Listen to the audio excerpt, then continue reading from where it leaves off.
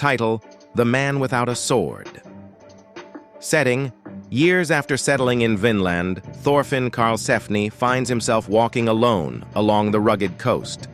The air is cold, the waves crashing with the weight of history, and his heart is heavy, not with guilt alone, but with questions.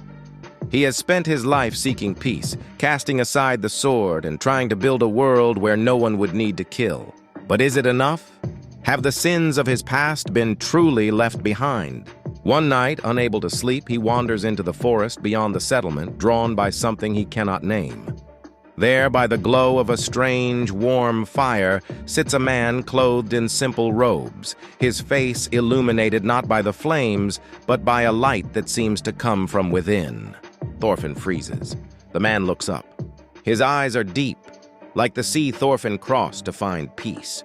And yet they carry no judgment, only love, sorrow, and truth. Thorfinn steps forward cautiously. Thorfinn: I didn't come looking for anyone. Who are you? Jesus, softly smiling. Some call me the Son of Man.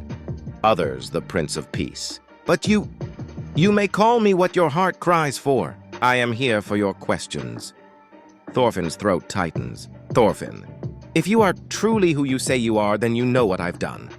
You know the blood I've spilled. I killed for revenge, for pride, for coin. And now I claim to be a man of peace. Am I not a hypocrite? A wolf in sheep's skin? Jesus, nodding solemnly. Yes, you were those things. But now you ask if a man may be more than what he was.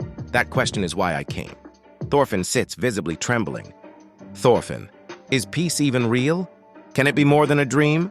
When I was a child, I thought strength made a man. Then I saw what strength truly does. So I threw my sword into the sea. But the nightmares don't end. Jesus looks into the fire. Jesus: you sought strength to avenge your father. Then you sought peace to avenge your soul.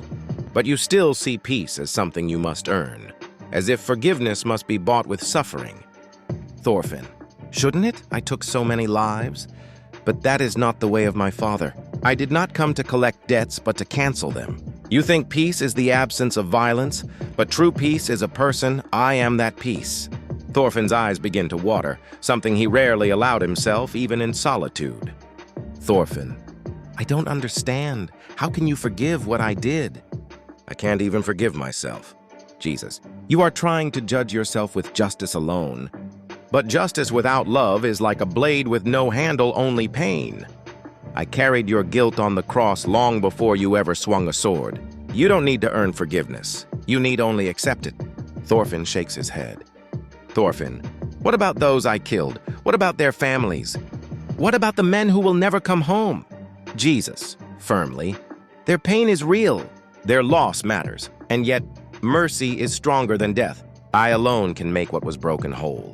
But you must walk with me, not just without a sword, but with a new heart. Can you forgive yourself enough to let me lead you forward? Silence falls. The fire crackles.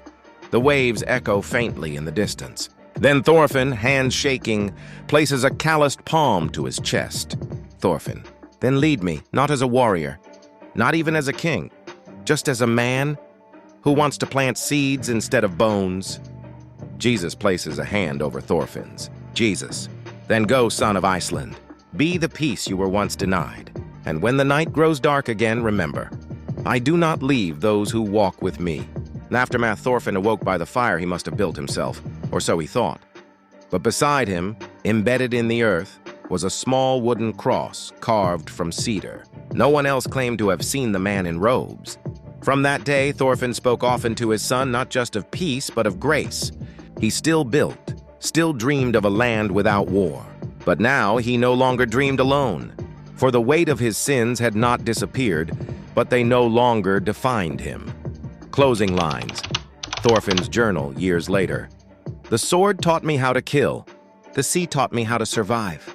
But it was the scarred hands of a man I met one night, hands once pierced for me, that taught me how to live.